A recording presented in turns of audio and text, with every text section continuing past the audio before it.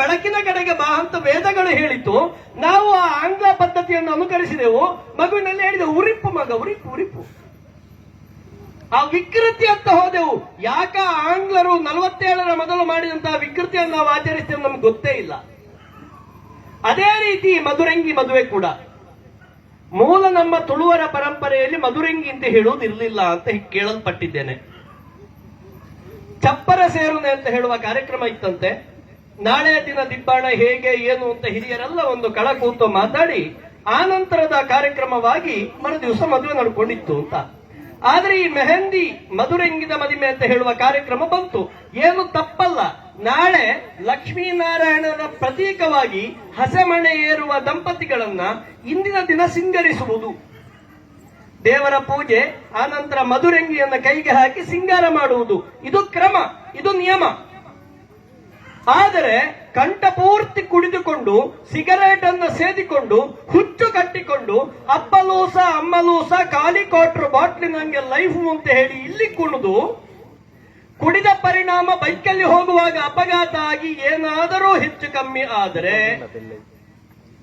ಅಲ್ಲಿ ಹೆಚ್ಚು ಕಡಿಮೆ ಆದ ಹುಡುಗನ ಹೆಣದ ಮುಂದೆ ಅವರ ತಂದೆ ತಾಯಿ ಕಣ್ಣೀರು ಹಾಕಿ ಶಾಪ ಆಗ್ತಾರಲ್ಲ, ಆಯನ ಮದಿಮೆಲ ಕಡೆ ಎನ್ನ ಮಗೆ ಪರಿಯೇ, ಎನ್ನ ಮಗಕ್ಕೆ ಪರ್ಪಾಯೇ, ಎನ್ನ ಮಗೆ ಇನಿ ತೀರದೆ, ಎನ್ನ ಮಗನ ಪುಣನ ಬೂರ್ಪಾತ ಆಯ ಎಲ್ಲ ಮದಿಮೆ ಪತ್ತ ಆಂಡ ಏತು ಬರಲಿಪ್ಪು ಅಂತ ಭೂಮಿಗೆ ಕೈ ಬಡಿತಾರಲ್ಲ. ಈ ಪ್ರಕರಣವನ್ನು ನಾವು ಅದೆಷ್ಟೋ ನೋಡಿದ್ದೆವು. ಎಷ್ಟೋ ಮೆಹಂದಿ ಕಾರ್ಯಕ್ರಮದಲ್ಲಿ ಕುಡಿದು ಆಕ್ಸಿಡೆಂಟ್ ಆದ್ದನ್ನ ಕಂಡಿದ್ದೆವು. ಎಷ್ಟೋ ಮೆಹಂದಿ ಕಾರ್ಯಕ್ರಮದಲ್ಲಿ ಹೊಸ ಕುಡುಕರು ಹುಟ್ಟಿಕೊಂಡದ್ದನ್ನು ನೋಡಿದ್ದೆವು.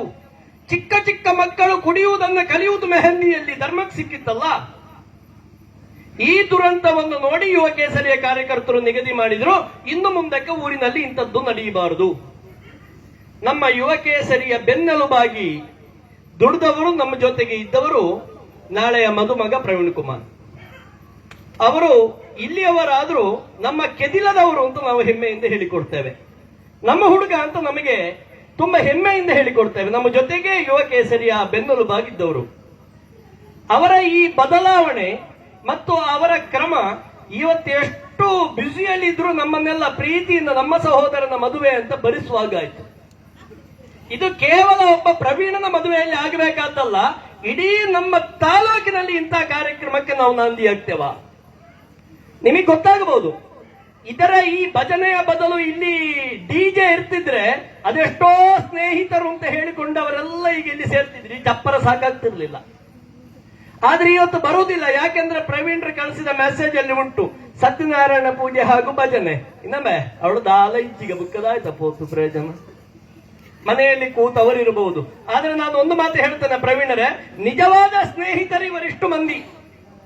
ನಿಮ್ಮ ನೋವಿನಲ್ಲಿಯೂ ನಲಿವಿನಲ್ಲಿಯೂ ಸಂಸ್ಕಾರದಲ್ಲಿಯೂ ಸಂಸ್ಕೃತಿಯಲ್ಲಿಯೂ ಜೋಡಿಕೊಳ್ಳುವವರಿಷ್ಟಿದ್ದಾರಲ್ಲ, ಇವರು ನಿಜವಾದ ಸ್ನೇಹಿತರು. ಕೇವಲ ನೀವು ಕೊಡುವ ಕ್ವಾರ್ಟರಿಗೆ, ನೀವು ಕೊಡುವ ಡಿಜೆಗೆ ಬರುವವರು ಅವರು ಸ್ನೇಹಿತರಲ್ಲ, ಅವರು ನಿಜವಾದ ನಿಮ್ಮನ್ನು ಹಾಳು ಮಾಡುವ ವಿರೋಧಿಗಳು. ಇಂಥವರನ್ನ ಯಾವತ್ತಿಗೂ ನಂಬಬಹುದು, ಅಂತವರನ್ನ ಯಾವತ್ತಿಗೂ ಮರಿಬಹುದು. ಇಂತಹ ಒಂದು ಉತ್ತಮ ಸ್ನೇಹಿತ ವರ್ಗವನ್ನ ನೀವು ನಂಬಿದ ದೈವದೇವರು ಕೊಟ್ಟಿದ್ದಾರೆ, ಅವರಿಗೆ ನಾವು ಕೈ ಮುಗಿಬೇಕು. ಇನ್ನು ಮುಂದಕ್ಕೆ ಇಷ್ಟು ಜನ ನೀವು ತಂಗಿ ಅಂದಿರಿದ್ದೀರಿ, ನಿಮ್ಮ ಮದುವೆ ಆಗುವುದಕ್ಕೆ ಬಾಕಿ ಇದೆ. ನಾಳೆಯ ದಿನ ನಿಮ್ಮ ಮದುವೆಯ ಮೆಹಂದಿಯಲ್ಲಿ ಡಿಜೆ ಮಾಡುವುದಿದ್ರೆ ಒಮ್ಮೆ ಆಲೋಚಿಸಿ. ನಿಮ್ಮ ಮದುವೆಯ ಮೆಹಂದಿಯಲ್ಲಿ ನಿಮ್ಮ ಸಂಸಾರದವರು ಕುಡಿದು ಕೆಟ್ಟ ದಾರಿಯನ್ನು ಹಿಡಿಬೇಕಾ? ನೀವಿಷ್ಟ ಆಲೋಚಿಸಿದ್ರೆ ಸಾಕು. ಯಾವ ಯಾವ ತಾಯಿಯ ಕಣ್ಣೀರ ಶಾಪ ನಿಮಗೆ ಬೇಕಾ? ಒಂದು ಕಥೆಯನ್ನ ಹೇಳಿ ನಾನು ನನ್ನ ಮಾತನ್ನು ಮುಗಿಸ್ತೇನೆ. ಯಾಕೆ ನಾವು ಈ ವಿಕೃತಿಯನ್ನು ದೂರ ಮಾಡಿದೆವು ಅಂತ ತಾಯಿಯಂದ್ರೆ ಒಮ್ಮೆ ಮನಸ್ಸು ಕೊಟ್ಟು ಕೇಳಿ. ನಾವು ಹೀಗೆ ಕಾರ್ಯಕ್ರಮಕ್ಕೊಂದು ಹೋದಲ್ಲಿ ಅಕಸ್ಮಾತ್ ಒಂದು ಮಧುರಂಗಿ ಕಾರ್ಯಕ್ರಮಕ್ಕೆ ನಾವು ಭಾಗಿಯಾಗಬೇಕಾಯ್ತು. ನಮ್ಮ ತಂಡ ಎತ್ತರದ ಜಾಗದಲ್ಲಿ ಮನೆ, ಸುತ್ತಲೂ ಮನೆಗಳಿದ್ದಾವೆ. ಆ ಮನೆಯ ಅಂಗಳದಲ್ಲಿ ಡಿಜೆ ಪ್ರಾರಂಭ ಆಗಿದೆ. ಒಮ್ಮೆ ಕೇಳಿ, ನಾನು ಹೇಳುವ ಮಾತನ್ನ ಒಮ್ಮೆ ಕಣ್ಣು ಮುಚ್ಚಿ ನೀವು ಕಲ್ಪಿಸಿಕೊಳ್ಳಿ ಹೇಗಿದ್ದಿರಬಹುದು ಆ ಘಟನೆ ಅಂತ. ಮನೆ ಅಂಗಳದಲ್ಲಿ ಡಿಜೆ ಪ್ರಾರಂಭ ಆಗಿದೆ, ಎಲ್ಲರೂ ನಲಿತಾ ಇದ್ದಾರೆ. ಹತ್ತಿರದಲ್ಲಿ ಫುಲ್ ಓಪನ್ ಬಾರ್, ಬೇರೆ ಬೇರೆ ರೀತಿಯ ಬಿಯರ್ಗಳು, ಅಮಲ ಪದಾರ್ಥಗಳು ಹಂಚುತ್ತಾ ಇದ್ದಾರೆ, ಟ್ರೇಯಲ್ಲಿ ಹಿಡಿದು ಹಂಚುತ್ತಾ ಇದ್ದಾರೆ. ನನಗಿದನ್ನು ನೋಡ್ಲಿಕ್ಕಾಗಿದೆ. ನಾವು ಹೊರಟು ಬಂದೆವು. ಹೊರಟು ಮನೆಯಿಂದ ಕೆಳಗೆ ಬರಬೇಕಾದ್ರೆ ಹತ್ತಿರದ ಮನೆಯಲ್ಲಿ ದೂರದಿಂದ ಒಂದು ತಾಯಿ ಅಳುವುದು ಕೇಳ್ತಾ ಇದೆ, ಬೊಬ್ಬೆ ಹಾಕುವುದು ಕೇಳ್ತಾ ಇದೆ. ಏನು ಅಂತ ಹೋಗಿ ನೋಡಿದ್ರೆ ಹುಟ್ಟಿ 10 ದಿನ ಆದ ಒಂದು ಪುಟ್ಟ ಮಗುವಿನನ್ನು ಅಡಿಕೆಯ ಹಾಳೆಯಲ್ಲಿ ಮಲಗಿಸಿ ಹೆತ್ತ ತಾಯಿ ಕಣ್ಣೀರು ಹಾಕುತ್ತಾ ಬೊಪ್ಪೆ ಹಾಕ್ತಾ ಇದ್ದಾಳೆ. ಅಷ್ಟೊತ್ತು ಆಟಾಡಿಕೊಂಡಿದ್ದ ಕೈಯನ್ನ ಕಾಲನ್ನ ಹಂದಾಡಿಸಿಕೊಂಡಿದ್ದ ಮಗು ಸಡನ್ ಚಲನೆಯನ್ನ ನಿಲ್ಲಿಸಿದೆ. ಆತ ಬರ್ತು ಗೊಪ್ಪಂದಿತ್ತು ಮಗು ಉಂಟು ದಾಯಿಗೊಂದು ಗೊತ್ತುಜಿ ಚಲನೆಯನ್ನ ನಿಲ್ಲಿಸಿದೆ. ಇನ್ನೊಬ್ಬರು ಇರುವುದು ಕಣ್ಣು ಕಾಣದ ಅಜ್ಜಿ, ಅವರಿಗೆ ಹೇಳಲಿಕ್ಕೆ ಏನೂ ಆಗುವುದಿಲ್ಲ. ನಾವು ಓಡಿ ಕೇಳಿದ್ರೆ ತಾಯಿ ಸತ್ಯ ಸಂಗತಿ ಹೇಳಿದ್ರು, ಮಗು ಚಲನೆ ಇಲ್ಲ ಅಂತ. ಮಗುವಿನ ತಂದೆಯಲ್ಲಿದ್ದಾರೆ ಅಂತ ಕೇಳಿದ್ರೆ ಮೇಲೆ ಡಿಜೆಗೆ ಕುಣಿದುಕೊಂಡು ಕಂಠ ಪೂರ್ತಿ ಕುಡಿದುಕೊಂಡಿದ್ದಾರೆ. ಕೊನೆಗೆ ಅಲ್ಲಿದ್ದ ಡಾಕ್ಟರ್ ಅನ್ನು ಕರೆಸಿದವು. ಆ ತಂದೆ ಕುಡಿದು ನಶೆಯಲ್ಲಿ ನಿಲ್ಲಿಕ್ಕಾಗುದಿಲ್ಲ, ವಾಲ್ತಾ ಇದ್ದಾರೆ. ತಂದೆ ಬಂದು ನಿಂತದ್ದಾಯ್ತು.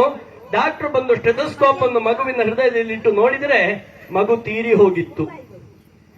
ಹುಟ್ಟಿ ಕೇವಲ 10 ದಿವಸ ಆದ ಮಗು ಸಾಯ್ಲಿಕ್ಕೆ ಕಾರಣ ಏನು ಅಂದ್ರೆ ಹತ್ತಿರದ ಮನೆಯಲ್ಲಿ ಆಗ್ತಾ ಇದ್ದಂತ ಡಿಜೆಯ ಶಬ್ದ.